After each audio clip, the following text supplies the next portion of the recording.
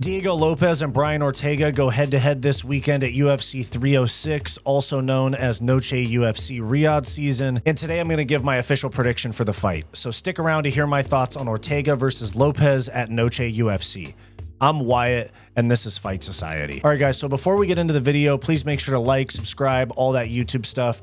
Click the link in the description down below if you want to check out my non-MMA podcast or if you want to become a channel member for extra vlogs and live streams. So anyways, thank you very much for that. Back to the video. All right, guys, so they decided to rebook Brian Ortega versus Diego Lopes that was supposed to happen at UFC 303. It was originally going to be Brian Ortega's last fight at 145 pounds, and I assumed that when he pulled out of that fight is that he was just going to move up to 145 or 155 pounds and go and fight an Oliveira or a Dan Hooker or a Beneil Dariush, somebody like that. But no, they decided to rebook this fight at 145 pounds. Really what I think this is the UFC using Brian Ortega's ranking to prop up Diego Lopes, get him into the top 5, talk about him fighting for a title, talk about a Movsar rematch, something like that, because Movsar and Aljo fight in about a month, less than a month actually, at UFC 307. So Diego Lopes will probably fight the winner of that if he was to win this fight. But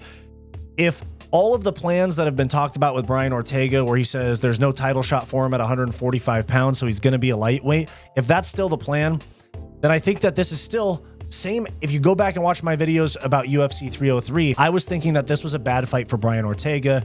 Brian Ortega starts slow. Diego Lopes starts fast, gets early finishes. And Brian Ortega, if he's already talking about 155, that means he's taking this fight for the paycheck. And that doesn't seem, when you're as accomplished in the sport as Brian Ortega, multiple title shots, things like that, you don't have the same hunger to climb the ladder like Diego Lopes does, and you're basically taking a paycheck fight, in my opinion, late notice to save a card like he did at 303, and then again they rebook it after he says he was going to go up in weight. That tells me Brian Ortega's taking a check from the UFC and then going to go up to 45, and all of the technicalities of like Brian Ortega's jiu-jitsu or Diego Lopes being able to land big punches early, talking about, you know, his finish of Sadiq Youssef at UFC 300 and stuff like that. All of that aside, just from a pure head-to-head motivation factor, Brian Ortega is at a severe disadvantage, and Diego Lopes is active, hungry, young, hasn't fought for a title yet, still wants to climb that ladder, still wants to get a Movsar rematch. I think this is a terrible, terrible fight for Brian Ortega.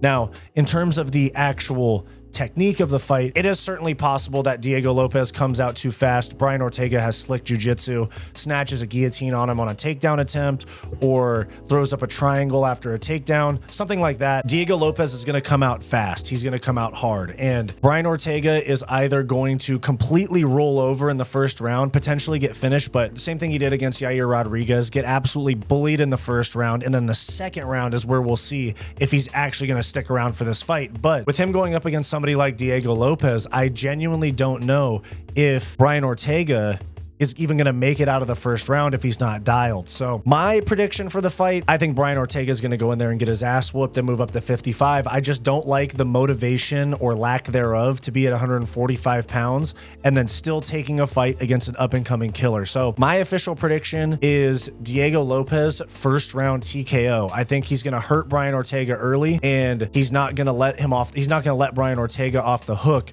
like Yair Rodriguez did.